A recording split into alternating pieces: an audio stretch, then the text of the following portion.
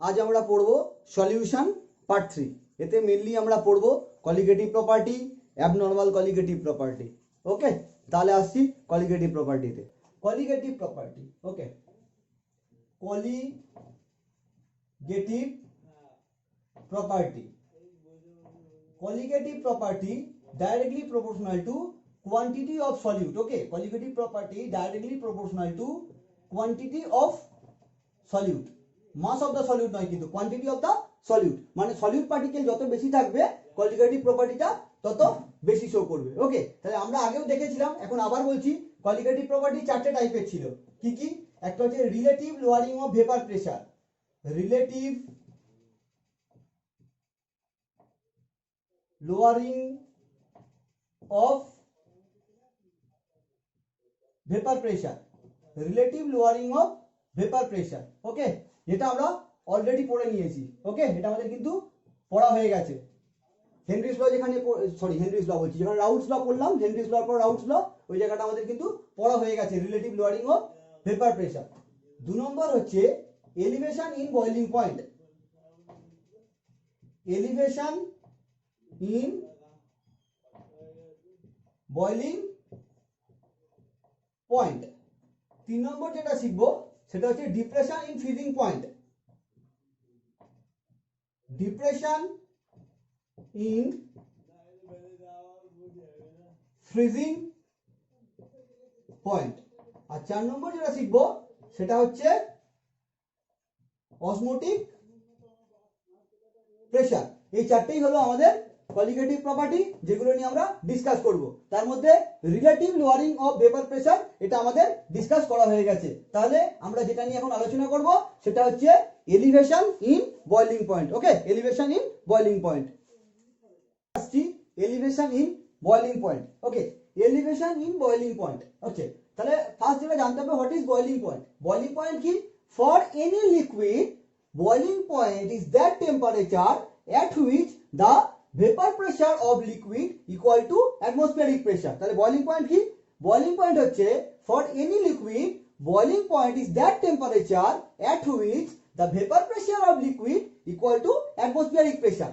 এখন question, atmospheric pressure তাহলে কত? তা আমরা জানি যে atmospheric pressure যেটা সেটা হচ্ছে atmospheric pressure, atmospheric pressure, atmospheric pressure equal to হচ্ছে 1 atm। তাহলে atmospheric pressure কি? 1 atm। তাহলে আমরা জানলাম what is boiling point। এখন জানতে হবে যে সলিউট অ্যাড করলে বয়লিং পয়েন্টের এলিভেশন কেন হয়। ওকে, তাহলে আমরা দেখতে চলেছি যে খুব ইন্টারেস্টিং পোর্শন, খুব মন দিয়ে দেখবে যে সলিউট অ্যাড করলে বয়লিং পয়েন্টের এলিভেশন কেন হয়। তবে এটা বলার আগে একটা কথা বলে দিই, এটা কিন্তু এলিভেশন ইন বয়লিং পয়েন্ট বলো বা ডিপ্রেশন ইন ফ্রিজিং পয়েন্ট বলো, এটা করতে গেলে কিন্তু ভেপার প্রেসারের কনসেপ্টটা খুব ইম্পর্টেন্ট। যদি ভেপার প্রেসারের ভিডিওটা না দেখে থাকো তাহলে অবশ্যই সলিউশন পার্ট 2 ভিডিওটা দেখে তবেই কিন্তু এখানে এসো, নইলে কিন্তু বুঝতে পারবে না। ওকে, তাহলে আমরা দেখাচ্ছি যে বয়লিং পয়েন্টের এলিভেশন কিভাবে হচ্ছে। এটা হচ্ছে ভেপার প্রেসার নিলাম এই বরাবর, আর এই বরাবর টেম্পারেচার প্লট করলাম। ওকে, তাহলে এখন আমি দুটো, এখন যদি আমি আর এটা ধরে নিলাম, এটা হচ্ছে 1 অ্যাটমসফিয়ার, এই প্রেসারটা হচ্ছে 1 atm, 1 অ্যাটমসফিয়ারিক প্রেসার। এবার দেখো, যদি এই জায়গাটা আমরা 25 ডিগ্রি সি ধরে নিই, তাহলে পিওর সলভেন্টের জন্য যে গ্রাফটা আসছে, দেখো ধরে নিলাম পিওর সলভেন্টের কি টেম্পারেচার বাড়লে, আমরা কি জানি টেম্পারেচার বাড়লে ভেপার প্রেসার কি ইনক্রিজ করে। তাহলে যত টেম্পারেচার বাড়ছে, ধরো একটা পিওর সলভেন্টের জন্য যত টেম্পারেচার বাড়ছে তত ভেপার প্রেসার ইনক্রিজ করলো। এটা কার জন্য? এটা হচ্ছে পিওর সলভেন্টের জন্য, এটা হচ্ছে পিওর সলভেন্টের জন্য। এবার দেখো, এইবার যখন পিওর সলভেন্টে আমরা সলিউট অ্যাড করে দিয়েছি, যে সলিউট অ্যাড করে দিয়েছি, এখন সলিউশন তৈরি হয়ে গেল। যে সলিউশন হয়ে গেল, তখন কি হচ্ছে? তখন যেটা হচ্ছে সেটা হচ্ছে যে এর ভেপার প্রেসারটা কি হচ্ছে? কমে যাচ্ছে। ভেপার প্রেসারটা কেন কমে যায় সেটা কিন্তু আমরা আগের ভিডিওতে ডিসকাস করেছি, যে যখনই আমরা সলিউট অ্যাড করব তখনই কিন্তু এখানে ভেপার প্রেসারটা ডিক্রিজ করবে। তাহলে ধরলাম ভেপার প্রেসারটা এরকম জায়গা ছিল 25 ডিগ্রি সিতে, কারণ এর থেকে এটা কম হবে ভেপার প্রেসার। ধরো এটা কার সলিউশনের, এটা হচ্ছে সলিউশনের ভেপার প্রেসারের গ্রাফ। তাহলে আমরা কি জানি, এই যে জায়গাটা দেখতে পাচ্ছি এই জায়গাটাতে পিওর সলভেন্টের জন্য এই যে টেম্পারেচারটা পাচ্ছি, এই যে টেম্পারেচারটা পাচ্ছি সেটা হচ্ছে তার বয়লিং পয়েন্ট। এটাকে আমরা দিচ্ছি, যেহেতু পিওর সলভেন্টের জন্য একে আমরা দিচ্ছি টিবি নট। আর 1 অ্যাটমসফিয়ারে গিয়ে সলিউশনের জন্য কোথায় কাট করছে, এই জায়গাটা কাট করছে, এর নাম দিলাম হচ্ছে টিবি।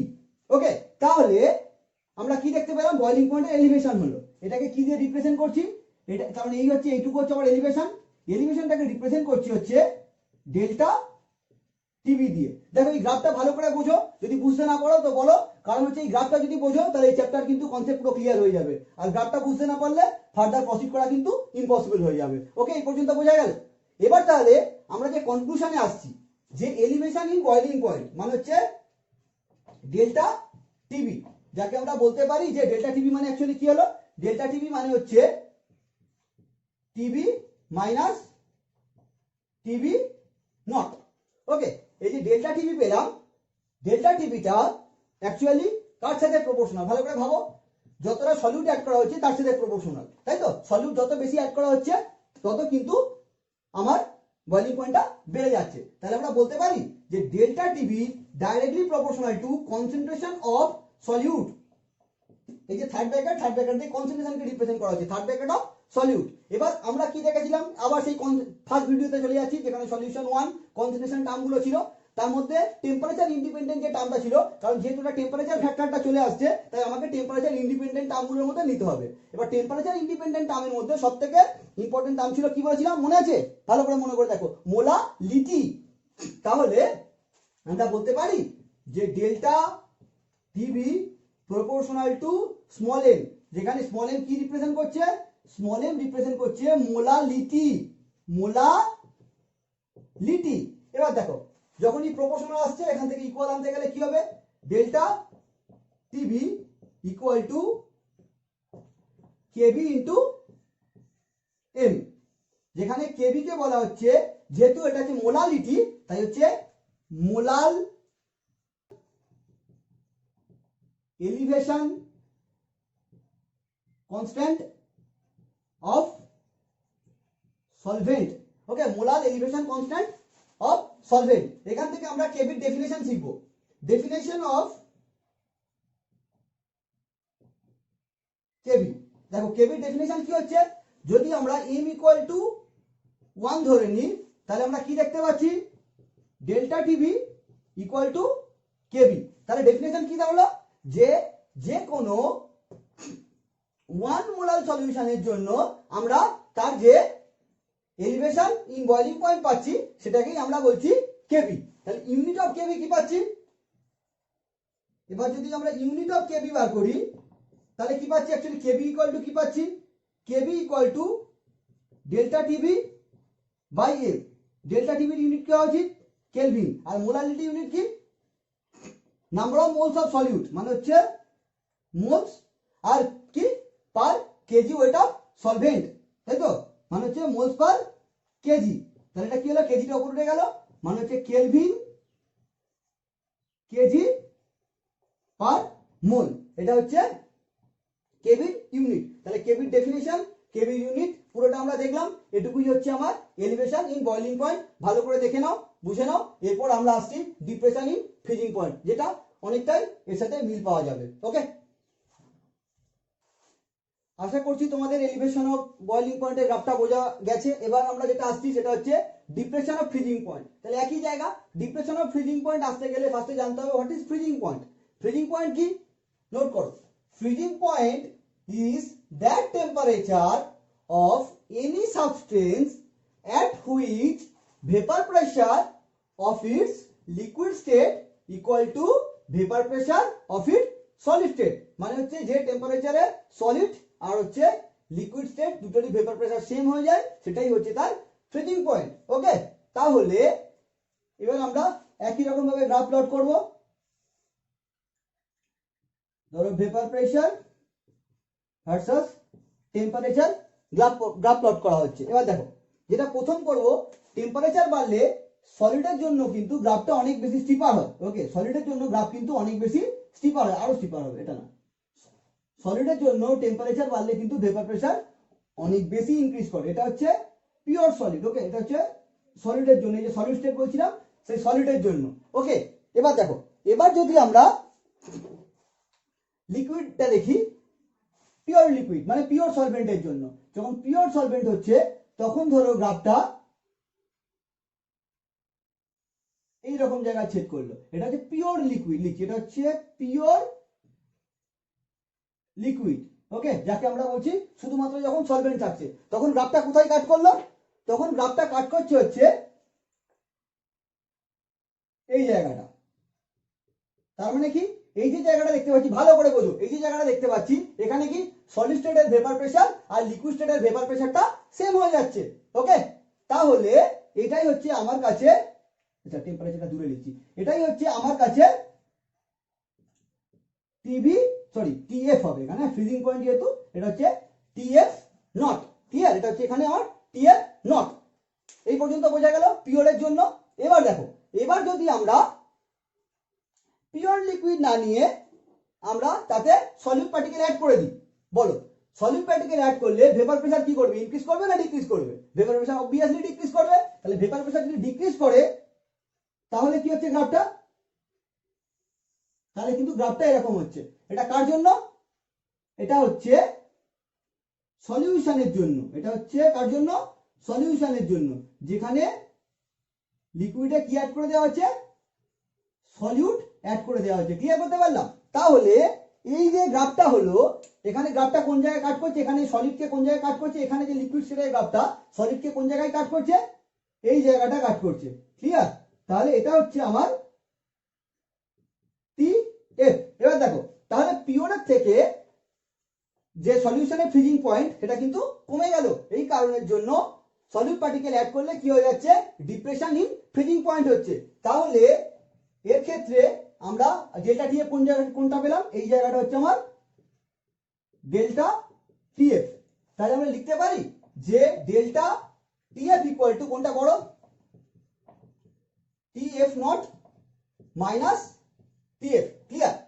ঠিক আগের মতো আমরা তাহলে বলতে পারি যে delta TF proportional to concentration of solute.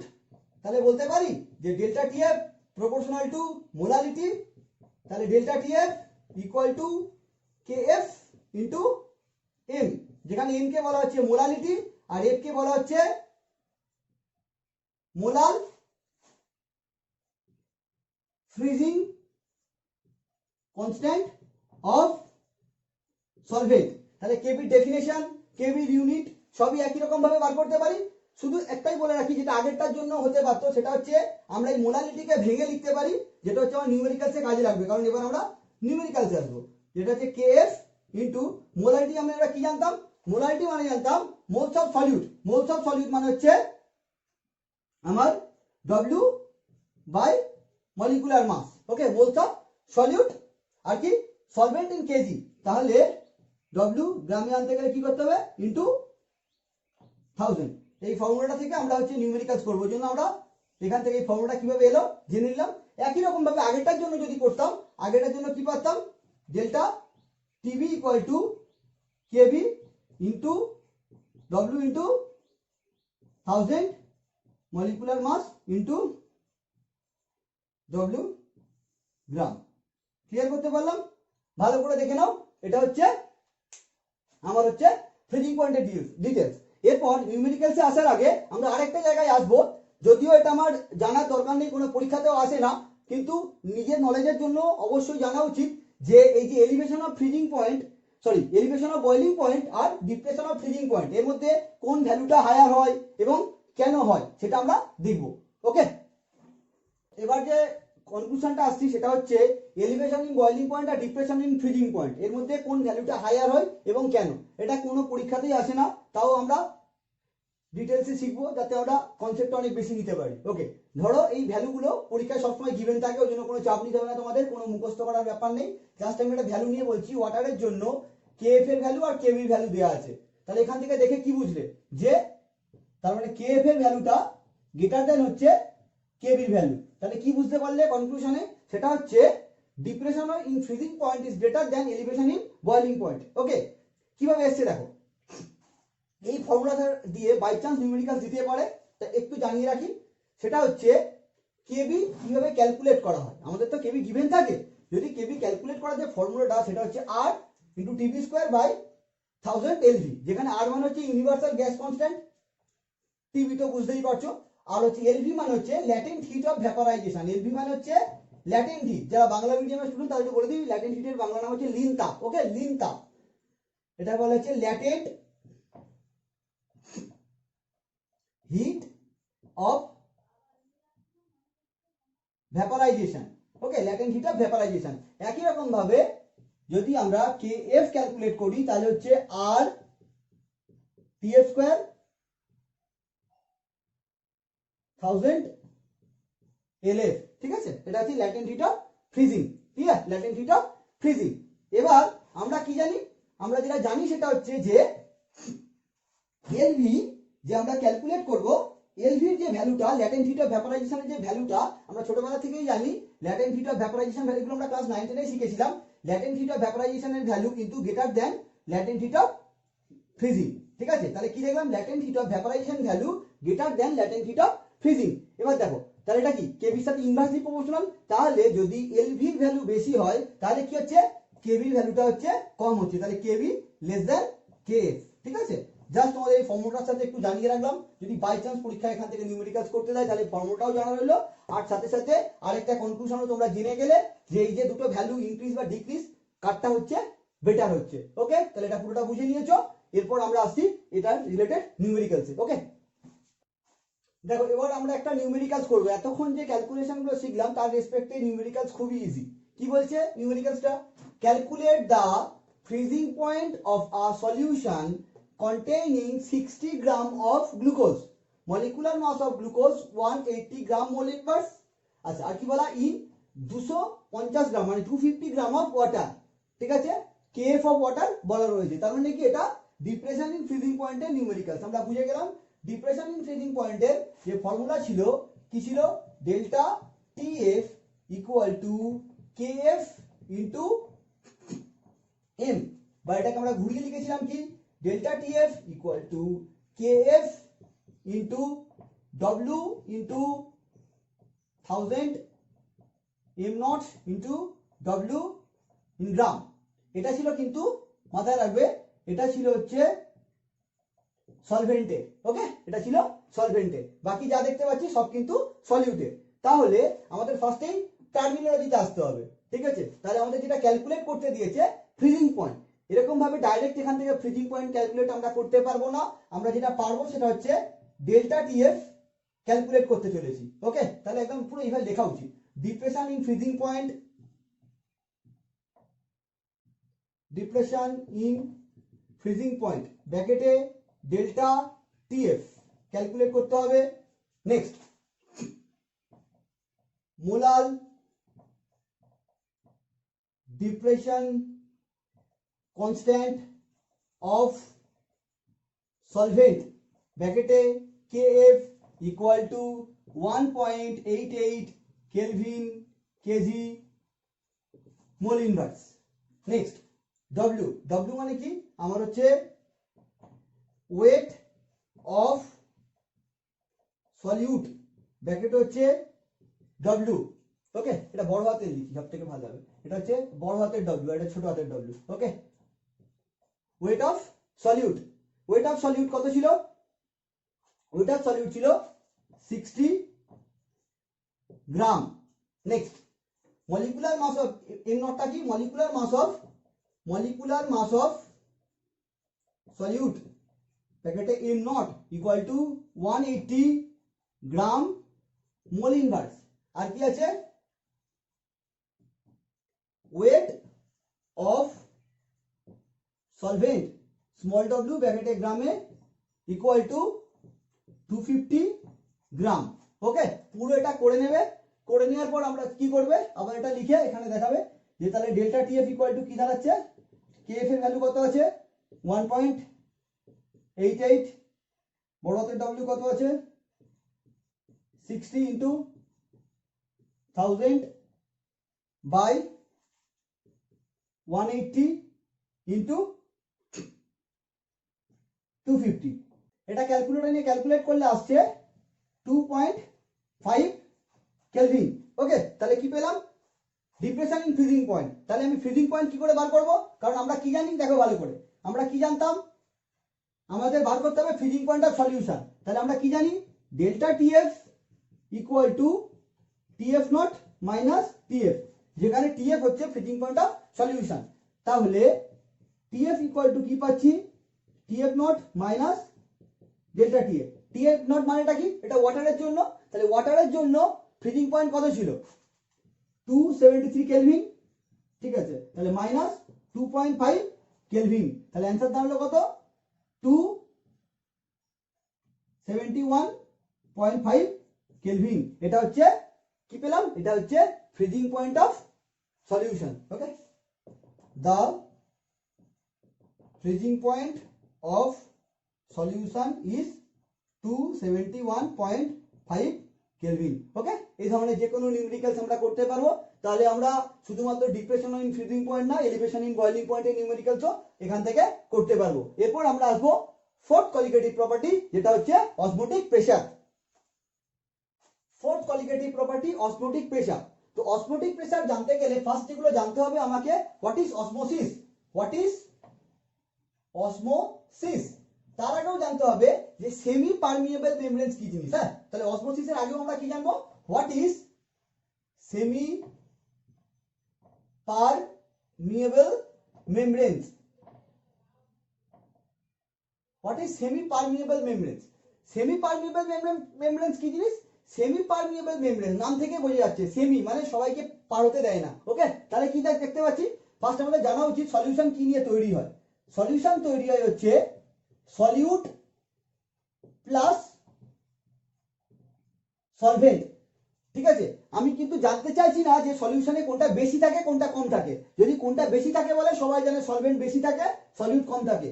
আমার এখন প্রশ্ন যেটা, কোন পার্টিকেলটা বিগার, সলিউট পার্টিকেল না সলভেন্ট পার্টিকেল। অবভিয়াসলি সলিউট পার্টিকেলের সাইজটা কি হয়, বিগার হয়, আর সলভেন্টের সাইজটা কি হয়, স্মলার হয়। তাহলে সেমি পারমিয়েবল মেমব্রেনসটা কি, সেমি পারমিয়েবল মেমব্রেনস হচ্ছে এটা এমন একটা ছাঁকনি টাইপের যেখান থেকে শুধুমাত্র সলভেন্টের সাইজটা লোয়ার হওয়ার জন্য সলভেন্টটা বেরিয়ে যেতে পারে, কিন্তু সলিউটটা বেরিয়ে যেতে পারে না। তাহলে কি হবে, সেমি পারমিয়েবল মেমব্রেন দিয়ে অনলি পাসেস সলভেন্ট।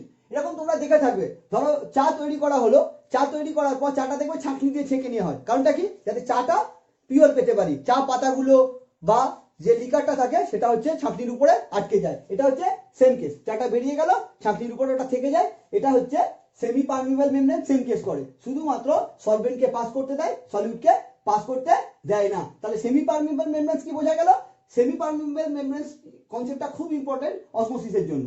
তাহলে এবার দেখো, what is osmosis. What is osmosis, when solvent flow from higher concentration to lower concentration by the means of SPM, মানে হচ্ছে সেমি পারমিয়েবল মেমব্রেনস, মানে সেমি পারমিয়েবল মেমব্রেনস এর ভিতর থেকে যায়। ওকে, তাহলে কি হলো, when solvent flow from higher concentration to lower concentration by the means of semi permeable membranes, this phenomenon is called osmosis। এখানে কিন্তু আমরা কনসেন্ট্রেশন বলতে সলভেন্টের কনসেন্ট্রেশন বলছি, ক্লিয়ার। এখানে লিকুইডের কনসেন্ট্রেশন যেটা সেটা নিয়ে আলোচনা করা হচ্ছে। ধরো এই একটা কন্টেনার, এটা হচ্ছে আমার সেমি পারমিয়েবল মেমব্রেন, ক্লিয়ার। এটা হচ্ছে আমার সেমি পারমিয়েবল মেমব্রেন, এটা হচ্ছে আমার সেমি পারমিয়েবল মেমব্রেন। এবার দেখো, ধরো এই জায়গাটা পিওর সলভেন্ট ছিল, ক্লিয়ার, পিওর সলভেন্ট ছিল, ধরে নিই ওয়াটার, এখানটা পিওর সলভেন্ট ছিল, ওয়াটার মানে হচ্ছে পিওর সলভেন্ট ছিল, এখানটা কি ছিল, পিওর সলভেন্ট। আর এটাতে ধরো আমার সি ওয়াটার আছে, সি ওয়াটার। ওকে, এখানে কি আছে? সি ওয়াটার মানে হচ্ছে, সি ওয়াটার মানে কি? NaCl প্লাস ওয়াটার, মানে এখানে হচ্ছে ধরে নিলাম আমরা সি ওয়াটার আছে। ওকে, সি ওয়াটার আছে, এখানে হচ্ছে সি ওয়াটার আছে। এবার দেখো, তাহলে যদি আমরা ওয়াটারের কনসেন্ট্রেশন দেখি কোনটাতে হাই, ওয়াটারের কনসেন্ট্রেশন আমরা যদি দেখি তাহলে পিওর সলভেন্টে কিন্তু ওয়াটারের কনসেন্ট্রেশন হাই, আর সি ওয়াটারে কিন্তু ওয়াটারের কনসেন্ট্রেশন লো। এবার যদি আমরা একটা জিনিস ভাবি যে সি ওয়াটারে কিন্তু প্রচুর ওয়াটার থাকে, তারপরও কিন্তু মানুষ সি ওয়াটারটা কখনো পান করতে পারে না। এবার একটা মজার গল্প বলি। এবার হচ্ছে যদি সাসপেন্ডেড কি বলে হচ্ছে SPM মানে হচ্ছে সেমি পারমিয়েবল মেমব্রেন দিয়ে যদি পাস করানো হয়, তাহলে অসমোসিস কি হচ্ছে? অসমোসিস হচ্ছে হায়ার কনসেন্ট্রেশন অফ সলভেন্ট থেকে লোয়ার কনসেন্ট্রেশন অফ সলভেন্টে যাবে। তাহলে হায়ার কনসেন্ট্রেশন এখানে, লোয়ার কনসেন্ট্রেশন এখানে, ভালো করে বুঝবে। হায়ার সলভেন্টের যে কনসেন্ট্রেশন বলা আছে, ওয়াটারের কনসেন্ট্রেশন কি এখানে হাই, এখানে হচ্ছে লো। তাহলে যদি অসমোসিসটা হতে শুরু করে, আমরা কিছুক্ষণ পরে কি দেখব? অসমোসিস হতে শুরু করলে কিছুক্ষণ পর দেখব, ভালো করে বুঝো, কিছুক্ষণ পর দেখব এই জায়গা থেকে ওয়াটারটা বেরিয়ে চলে গেল, আর সেই ওয়াটারটা কিন্তু ভালো করে বোঝো, এখান থেকে ওয়াটারটা বেরিয়ে চলে গেল, আর আগে ছিল ওয়াটার এই পর্যন্ত, এখন ওয়াটারটা বেড়ে গিয়ে এই পর্যন্ত হয়ে গেল। তাহলে কি একে আমরা পিওর ওয়াটারটা খেতে পাচ্ছিলাম, সি ওয়াটারটা খেতে পাচ্ছিলাম না। এখন কি হলো? অসমোসিস হওয়ার ফলে পিওর ওয়াটারটা যেটা ছিল সেটা কমে গিয়ে সি ওয়াটারে কনভার্ট হয়ে গেল, তাই তো? তাহলে এটা আমাদের প্রবলেম ক্রিয়েট হচ্ছে। তো তাহলে অসমোসিস কি বোঝা গেল? তো ভালো করে বোঝো, এই যে ঘটনাটা ঘটলো এটাই হচ্ছে অসমোসিস। তাহলে আমরা কি দেখলাম? যে এই প্রসেসটা স্টপ করা খুব জরুরি, তাই তো? তাহলে এখানে একটা অ্যাপ্লাইড প্রেসার দেওয়া হয়, যেখানে একটা অ্যাপ্লাইড প্রেসার দেওয়া হয়, যে প্রেসারটা দিয়ে এটাকে স্টপ করে দেওয়া হয়, সেই প্রেসারটার নামই হলো অসমোটিক প্রেসার। ওকে, তাহলে আসছে what is osmotic pressure? Osmotic pressure. তাহলে অসমোটিক প্রেসার কি জিনিস? Osmotic pressure is that applied pressure. তাহলে কি হবে? Osmotic pressure is that applied pressure at which osmosis stops। তাহলে কি, যে প্রেসারটা দিলে অসমোসিস প্রসেসটা একটু স্টপ হয়ে যায় তাকেই বলা হচ্ছে অসমোটিক প্রেসার, যাকে আমরা রিপ্রেজেন্ট করি, আর এটাকে রিপ্রেজেন্টেড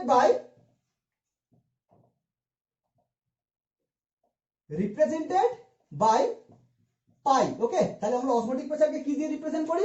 অসমোটিক প্রেসারকে হচ্ছে পাই দিয়ে রিপ্রেজেন্ট করি, ঠিক আছে? তাহলে আমরা কি দেখলাম? অসমোটিক প্রেসারটা কি হলো? অসমোটিক প্রেসার হচ্ছে একটা অ্যাপ্লাইড প্রেসার, যে প্রেসারটা হচ্ছে অসমোসিসকে স্টপ করে দিচ্ছে। তাহলে আমরা এখানে কি পেলাম? P ইকুয়াল টু পাই, মানে যে প্রেসারটা পেলাম সেটা হচ্ছে পাইয়ের সমান। ওকে, এবার দেখো এখান থেকে আরেকটা যে নতুন টার্ম জেনারেট করছে তার নাম হচ্ছে reverse osmosis. Reverse osmosis, reverse osmosis কি আমরা শর্টে বলি আরও, ঠিক আছে? এই টার্মটা সম্বন্ধে তোমরা খুব পরিচিত, আরও, কেন্ট আরও, সবসময় টিভিতে অ্যাড দিচ্ছে। রিভার্স অসমোসিস, রিভার্স অসমোসিসটা কি? রিভার্স অসমোসিস তাহলে কি দেখলাম? রিভার্স অসমোসিস হচ্ছে, তাহলে এখানে প্রেসারটা যদি আরো বাড়িয়ে দিই তাহলে কি হলো? উল্টো প্রসেস হতে আরম্ভ করলো, যেখানে হচ্ছে লোয়ার কনসেন্ট্রেশন অফ সলভেন্ট থেকে হায়ার কনসেন্ট্রেশনে চলে আসতে আরম্ভ করলো। সেই প্রসেসটার নামই হচ্ছে রিভার্স অসমোসিস, ঠিক আছে? রিভার্স অসমোসিসটা কি? রিভার্স অসমোসিস যখন হচ্ছে আমার মানে যেখানে P গ্রেটার দেন পাই, যেখানে প্রেসারটা হচ্ছে অসমোটিক প্রেসারের থেকেও বেশি হয়ে যায়, তখন হচ্ছে রিভার্স অসমোসিস হয়। তাহলে রিভার্স অসমোসিসের ডেফিনেশন কি হচ্ছে? রিভার্স অসমোসিস হচ্ছে when applied pressure is কি হচ্ছে? when applied pressure is more than osmotic pressure। কি দেখলাম? when applied pressure is more than osmotic pressure, the solvent flow from কি হচ্ছে? the solvent flow from lower concentration to higher concentration, and this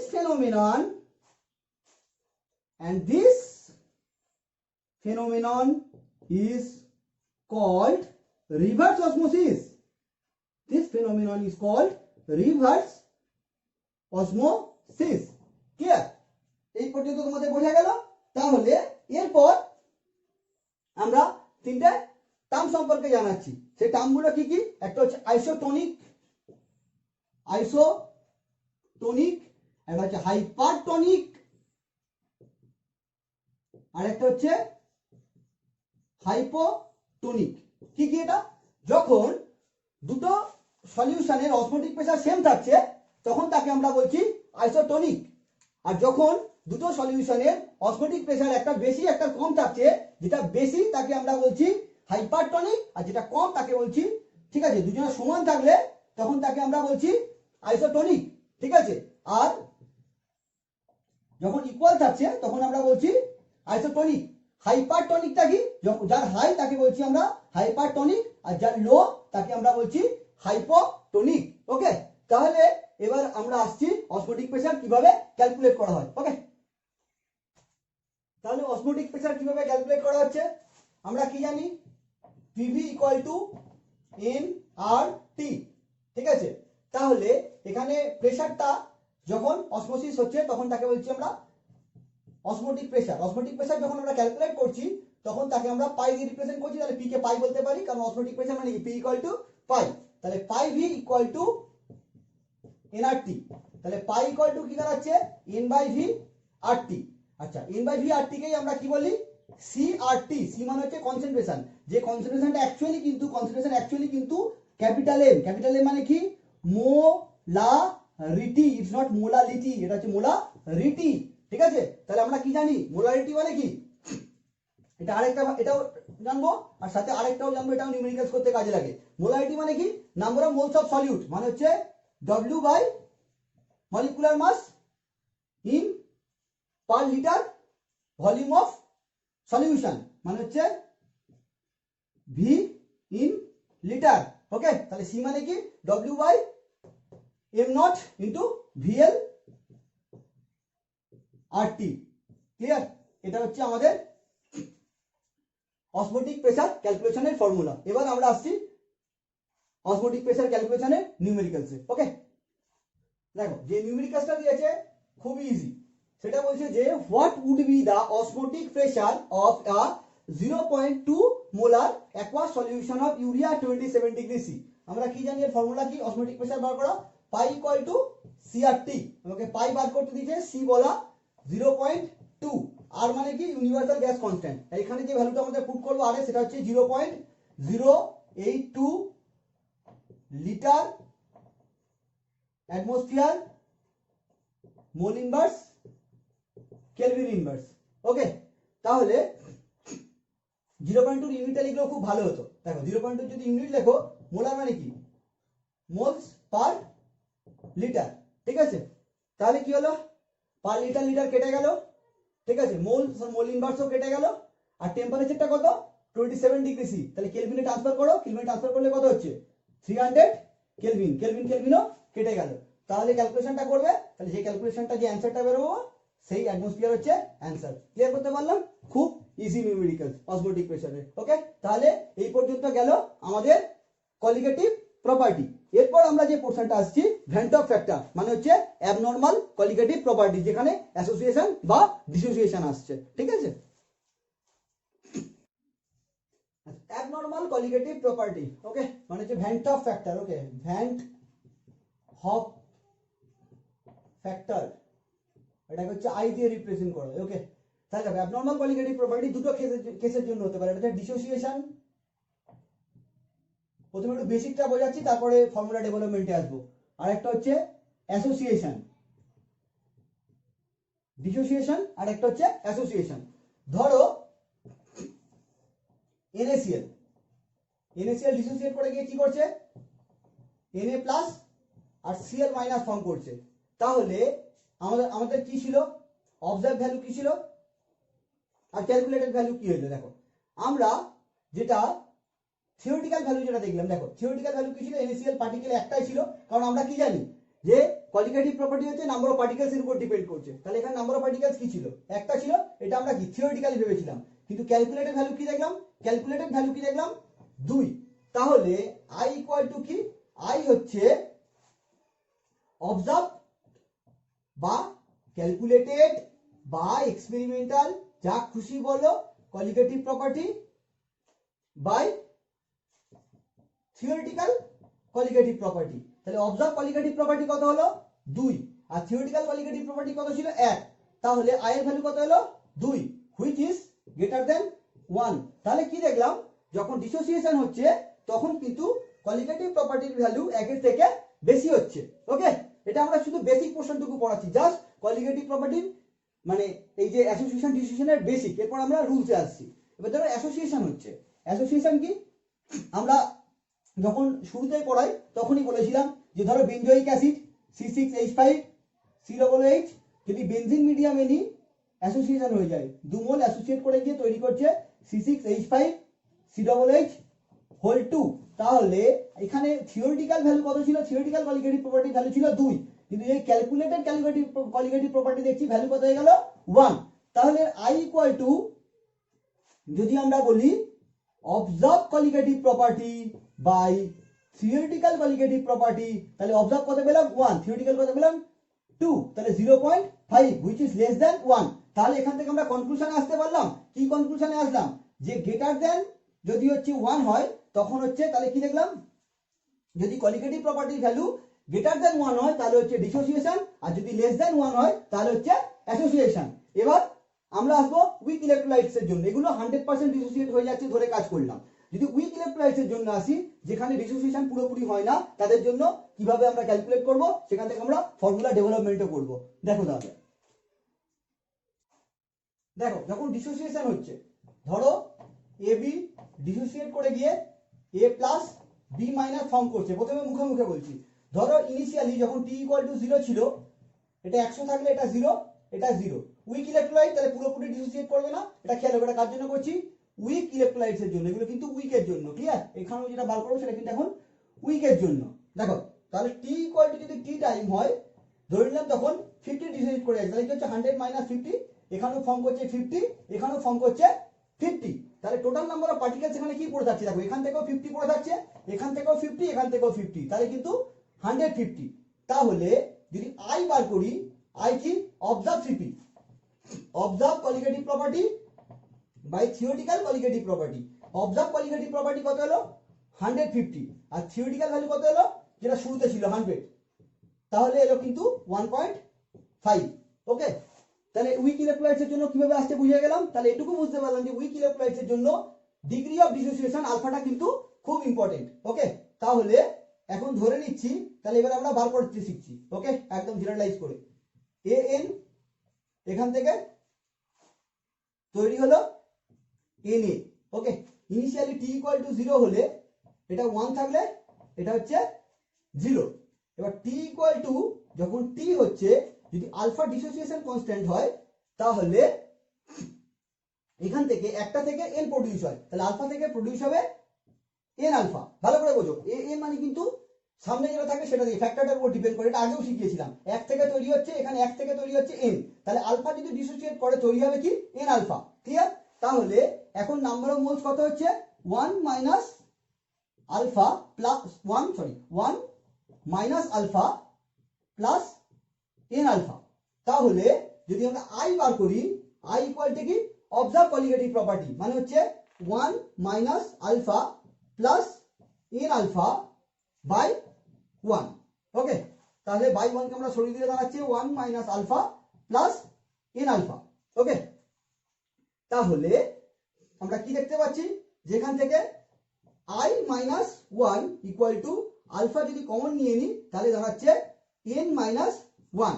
তাহলে এখান থেকে আমরা বলতে পারি যে alpha equal to i minus 1 by n minus 1। এটা হচ্ছে আমার উইক ইলেক্ট্রোলাইটস এর জন্য আলফা i আর হচ্ছে n এর রিলেশনশিপ। n মানে হচ্ছে ওই নাম্বার অফ পার্টিকেলস অ্যাসোসিয়েট বা ডিসোসিয়েট হওয়ার পর যে কটা নাম্বার অফ পার্টিকেলস ফর্ম করছে। i হচ্ছে ভেক্টর ফ্যাক্টর, আর আলফা হচ্ছে ডিগ্রি অফ ডিসোসিয়েশন। আলফাটা কি, আলফা হচ্ছে ডিগ্রি অফ ডিসোসিয়েশন, আলফা হচ্ছে ডিগ্রি অফ ডিসোসিয়েশন। আচ্ছা, তাহলে অ্যাসোসিয়েশন হলে কি হচ্ছে, অ্যাসোসিয়েশন হলে ধরে নিচ্ছি ধরো CH3 COOH, যেটা আগে দেখলাম 2 মোল বেনজিনে ডাইমারাইজ করে যাচ্ছে CH3 COOH হোল টু। শুরুতে যদি T ইকুয়াল টু 0 নিই, এটা 100 থাকলে এটা কত ছিল 0। এবার T ইকুয়াল টু যদি T নিই, এটা যদি এই জায়গাটা ভালো করে বুঝবে 50 ডিসোসিয়েট করে, তাহলে এখানে ফর্ম কত করবে দেখো, 2 থেকে তৈরি হচ্ছে 1, 2 থেকে তৈরি হচ্ছে সামনে দেখবে কোফ্যাক্টরটা 2, এখানে 1, 2 থেকে তৈরি হচ্ছে 1, তাহলে 50 থেকে তৈরি হবে কত 25। তাহলে কলিগেটিভ প্রপার্টির ভ্যালু কত হচ্ছে, এখানে পড়ে আছে 50 আর এখানে 25, তার মানে হচ্ছে 50 প্লাস 25 মানে হচ্ছে 75। এবার দেখো তাহলে I ইকুয়াল টু কি হচ্ছে, observe colligative property by theoretical colligative property. Observe value কত হলো 75 আর থিওরিটিক্যাল ভ্যালু কত ছিল 100, তাহলে কত হলো 0.75 which is less than 1 অ্যাসোসিয়েশনের জন্য। দেখো এবার আমরা জেনারেলাইজ ফর্মুলা যদি আসি, তাহলে কি হচ্ছে, এখানে হচ্ছে Na অ্যাসোসিয়েট করে কি হচ্ছে A হোল n, টেম্পারেচার 0 হলে এটা 1 থাকলে এটা 0। এবার টেম্পারেচার T তে এখানে দেখো, যেহেতু আমরা ডিগ্রি অফ ডিসোসিয়েশনকে আলফা ধরেছি, তাহলে ডিগ্রি অফ অ্যাসোসিয়েশনকে আমরা বিটা ধরছি। অনেক বইতে এক্স থাকে, অনেক বইতে আলফা থাকে, কোনো ব্যাপার না, আমরা বিটা ধরে কাজ করছি।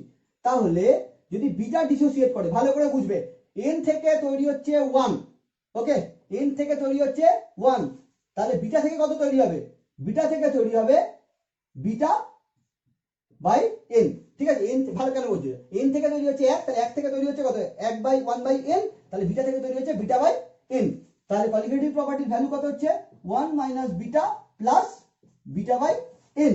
তাহলে যদি আমরা ক্যালকুলেট করি I equal to observe colligative property by theoretical colligative property, তাহলে কি পাচ্ছি 1 minus beta plus beta by n by 1। দেখো এটা বাই 1, তাহলে 1টা নিচে থাকা না থাকা সমান 1 minus beta plus beta by n। এবার দেখো তাহলে যদি 1টাকে এপারে নিয়ে চলে আসি, তাহলে কি লিখতে পাচ্ছি I minus 1 equal two beta যদি কমন নিই, তাহলে দাঁড়াচ্ছে 1 বাই n মাইনাস 1। এখান থেকে আমরা বিটা ইকুয়াল টু কি পেলাম, বিটা ইকুয়াল টু পেলাম I minus 1 by 1 by n minus 1। এটা হচ্ছে আমার অ্যাসোসিয়েশনের জন্য। এই ব্যাপারটা ক্লিয়ার? এখান থেকে আমরা প্রচুর নিউমেরিক্যাল শিখবো। বেসিকটা বুঝিয়ে দিলাম কোথা থেকে এসেছে, কারণ বাই চান্স যদি কোনো বাচ্চা ফর্মুলাটা ভুলে যায়, তাহলে যেন সে এটা ক্যালকুলেট করে নিতে পারে যে কিভাবে এসেছে। ওকে, তাহলে আমরা কি দেখলাম, আগে যে আমরা ফর্মুলাগুলো ডেভেলপ করেছিলাম, যেমন পাই ইকুয়াল টু সিআরটি বা delta TB equal to KB into M বা delta TF equal to KF into M, এই যে ফর্মুলাগুলো ছিল কাদের জন্য, তাহলে ভালো করে এটা কিন্তু মাথায় রাখবে। তাহলে আগে এতক্ষণ ধরে যে কলিগেটিভ প্রপার্টি যে ইনিশিয়াল ফর্মুলাগুলো আমরা দেখে এসেছিলাম, কি কি ফর্মুলা দেখে এসেছিলাম, ধরো delta TB equal to KB into m, delta TF equal to KF into m, pi equal to CRT, relative lowering of vapour pressure equal to X B, মানে সলিউটের মোল ফ্র্যাকশনের ইকুয়াল। দেখো এটা কাদের জন্য, এটা শুধুমাত্র তাদের জন্য যাদের কোনো ডিসোসিয়েশন বা অ্যাসোসিয়েশন হয় না। নো, ভালো করে বুঝবে, ডিসোসিয়েশন অর অ্যাসোসিয়েশন, যেমন কি গ্লুকোজ, ইউরিয়া, এদের জন্য কি হচ্ছে, কোনো অ্যাসোসিয়েশন বা ডিসোসিয়েশন হচ্ছে না, এদের জন্য কিন্তু এই ফর্মুলাগুলো। যখনই অ্যাসোসিয়েশন বা ডিসোসিয়েশন হবে, if association or dissociation occurs, তখন কি হচ্ছে, তখনই কিন্তু ভ্যান্টা ফ্যাক্টরটা চলে আসছে। তখন ফর্মুলাটা কি হয়ে যাবে, তখন ফর্মুলাটা হয়ে যাবে TB equal to I into KB into m, সবগুলো আই ফ্যাক্টর দিয়ে মাল্টিপ্লাই হয়ে যাবে। Delta TF equal to I into KF into m, pi equal to I CRT, relative lowering of vapour pressure equal to I into X B. Clear করতে পারলাম? আচ্ছা, এবার একটা আমরা কোশ্চেন নিয়ে আলোচনা করবো। এখান থেকে একটা ইম্পর্টেন্ট কোশ্চেন দেখো, যেটা বোর্ড এক্সামে খুব আসে। কোশ্চেনটা হচ্ছে যে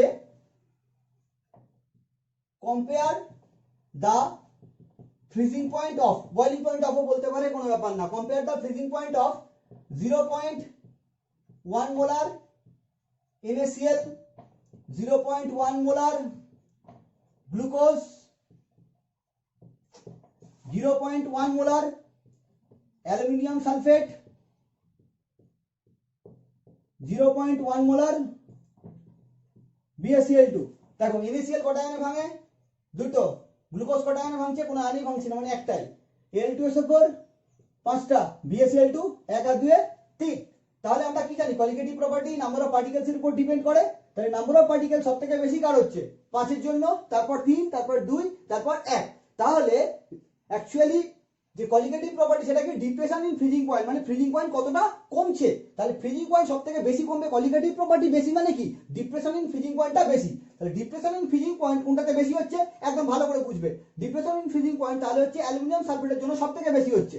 তাহলে আমরা কি দেখতে পাচ্ছি, ডিপ্রেশন, ভালো করে বুঝবে, ডিপ্রেশন ইন ফ্রিজিং পয়েন্ট যে অর্ডারটা আসছে সেটা তাহলে কি হচ্ছে 0.1 molar aluminium sulphate greater than 0.1 molar BaCl2 greater than 0.1 molar NaCl greater than 0.1 molar glucose. মাঝে মাঝে এরকম কোশ্চেনে দেয় যে NaCl এর ডিপ্রেশন ইন ফ্রিজিং পয়েন্টটা গ্লুকোজের প্রায় টুয়াইস হয়। কেন? কারণটা বুঝতেই পারছো, কারণ এর নাম্বার অফ পার্টিকেলস একটা হয়ে যাচ্ছে, দুটো হয়ে যাচ্ছে, এই জন্য টুয়াইস হয়। ক্লিয়ার করতে পারলাম? এবার যেখানে ছিলাম সেখানে ব্যাক করি। তাহলে এটা কি পেলাম? Depression in freezing point. কিন্তু কোশ্চেনে আমাকে কি দিয়েছিল, ডিপ্রেশন ইন ফ্রিজিং পয়েন্ট না ফ্রিজিং পয়েন্ট? দেখো, যদি এলিভেশন ইন বয়লিং পয়েন্ট বলতো তাহলে কি হতো, বয়লিং পয়েন্টের যে এলিভেশন হয়েছে সেটাই কিন্তু এলিভেশন পয়েন্টের অর্ডার হতো, কারণ যেটা বেড়েছে সেটাই অর্ডার হতো। কিন্তু ফ্রিজিং পয়েন্টটা বেশি জানতে চেয়েছে। দেখো এদের ক্ষেত্রে কি হচ্ছে, ডিপ্রেশন অফ ফ্রিজিং পয়েন্ট মানে ফ্রিজিং পয়েন্টটা অ্যাকচুয়ালি কমে যাচ্ছে। ঠিক আছে, তাহলে ডিপ্রেশন অফ ফ্রিজিং পয়েন্টের যে অর্ডারটা হচ্ছে, ফ্রিজিং অরিজিনাল ফ্রিজিং পয়েন্টে যদি অর্ডারটা বার করি তাহলে কিন্তু অর্ডারটা উল্টো অর্ডার হচ্ছে। কিন্তু যদি আমরা এই জিনিসটা এলিভেশন ইন বয়লিং পয়েন্টের জন্য বার করতাম তাহলে কিন্তু যে অর্ডার ছিল সেই অর্ডারটাই হতো। যদি কারোর কোনো বুঝতে অসুবিধা থাকে বলবে, কারণ এই কোশ্চেনটা মোটামুটি 90% এক্সামে আসবেই আসবে। ওকে, তাহলে এই কোশ্চেনটা বুঝে নাও। এবার হচ্ছে আমরা ভ্যান্টা ফ্যাক্টরের একটা নিউমেরিক্যালস করাবো, যেটাই আমাদের ক্লাসের লাস্ট। দেখো কোশ্চেন কি বলছে, 75% calcium chloride dissociate, calculate van't factor. Calcium chloride 75% dissociate করলে ভ্যান্টা ফ্যাক্টর ক্যালকুলেট করতে বলেছে। তাহলে আমরা কি জানি, alpha equal two I-1 by N-1। তাহলে ক্যালসিয়াম ক্লোরাইড কিভাবে ভাঙছে আগে দেখে নি।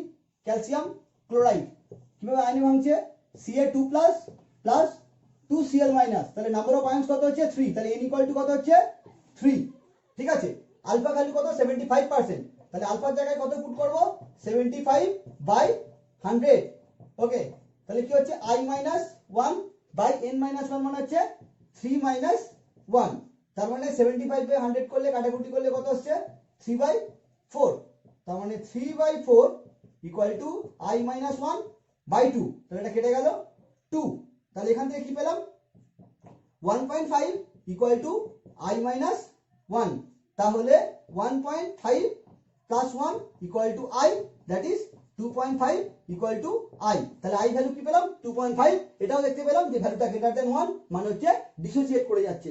ওকে, এরপর বড় বড় নিউমেরিক্যালসও আসতে পারে। সেখানে কি হলো, সেখানে এবার ভ্যালুগুলো যখন I ভ্যালু পেয়ে গেলাম, সেখান থেকে আবার কলিগেটিভ প্রপার্টি ক্যালকুলেট করতে দিলে I এর ভ্যালুটা পুট করে বার করব। তোমরা এগুলো আমাকে হোমওয়ার্কে করে দেখাতে পারো, আমি চেক করে দেবো। ওকে, তাহলে সলিউশনের ক্লাস পুরো চ্যাপ্টারটাই শেষ হয়ে গেল। সলিউশন পার্ট 3 তে চ্যাপ্টারটা শেষ করে দিলাম। ঠিক আছে, আশা করছি তোমরা বুঝতে পেরেছো। এখানে আমি বেশি হোমওয়ার্ক দিতে পারিনি, যেগুলো হোমওয়ার্ক তোমরা নিজেদের বইতে আছে করে আমাকে দেখাবে, আমি চেক করে দেবো। ওকে।